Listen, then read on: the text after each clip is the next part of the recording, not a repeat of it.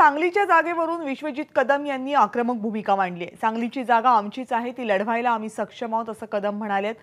जनतेला बदल हवाय असं राऊत म्हणाले, त्यावरही कदमांनी मार्मिक उत्तर दिले। बदल म्हणूनच आम्ही विशाल पाटील यांना उभं करू इच्छितो असं कदम म्हणाले। काल रात्री विशाल पाटील आणि विश्वजित कदम यांनी काँग्रेस पक्षश्रेष्ठींची भेट घेतल्याचं समजते।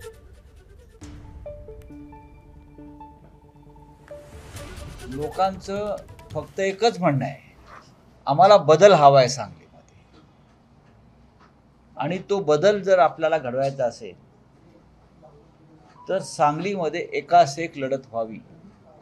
म्हणजे सांगलीतली खतखत किती आहे विद्यमान खासदारांविरुद्ध हे मी पाहतोय गेल्या 2 दिवसापासून। आणि म्हणून मला चिंता वाटते की शिवसेनेच्या उमेदवाराला जो लोकांचा पाठिंबा मिळतो आहे त्याच्यामध्ये कोणी मोडता घालण्याचा प्रयत्न करतोय का, तर ते होऊ नये।